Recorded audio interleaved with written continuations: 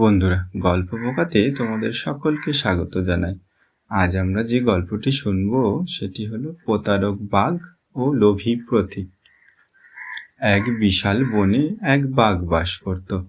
বনের যত প্রাণী ছিল তাদের হত্যা করে সেই মাংস খেয়ে সে আনন্দেই বেঁচেছিল।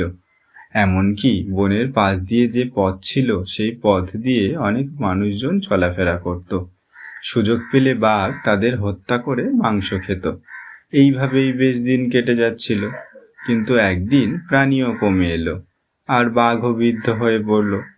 ফলে এমনই একদিন এলো যে বাঘের আহার জোটানো মুশকিল হয়ে পড়ল।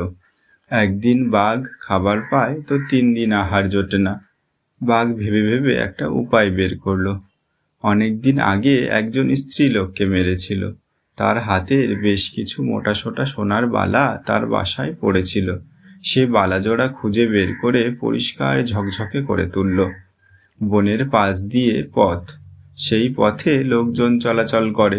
পথের পাশেই একটা মজা পুকুর, পাঁকে ভরা। উপর থেকে দেখে বোঝা যায় না। সেই পুকুরের পাশে রাস্তার ধারে বাঘ শুয়ে পড়ল, ঝকঝকে সোনার বালাজোড়া পাশে রেখে। বাঘ কাতর কণ্ঠে বলে, ভাই, সারা জীবন অনেক পাপ করেছি, জীব হত্যা করেছি। বৃদ্ধ বয়সে পাপ থেকে মুক্ত হয়ে বাকি জীবনটা ঈশ্বরের চিন্তায় কাটাতে দান ধ্যান শুরু করেছি। আমার কাছে যে সঞ্চিত ধনসম্পদ আছে তা দান করে পুণ্য লাভ করতে চাই। এই বালাজোড়া আমি দান করতে চাই। কিন্তু বাঘের কথায় কেউ বিশ্বাস করে না, দূর দিয়ে হেঁটে চলে যায়। এমনই এক লোভী পথিক বালাজোড়া দেখে লোভ সামলাতে পারল না।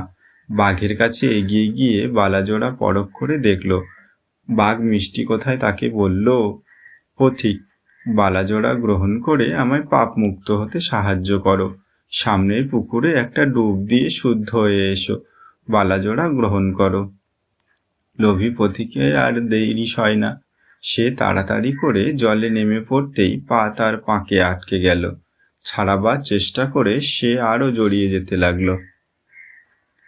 বাঘ এই সুযোগের অপেক্ষাতেই ছিল। এক লাফে জলে পড়ে পথিকের ঘাড়ে কামড় বসিয়ে তাকে নিয়ে বনের মধ্যে অদৃশ্য হয়ে গেল।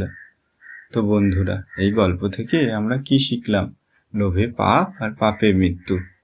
তো আমাদের গল্প তোমাদের কেমন লাগছে তা অবশ্যই কমেন্ট করে জানিও, এবং সাবস্ক্রাইব করে আমাদের পাশে থেকো। আর তোমরা কে কোথা থেকে আমাদের গল্প শুনছো সেটা জানাতে ভুলো না কিন্তু।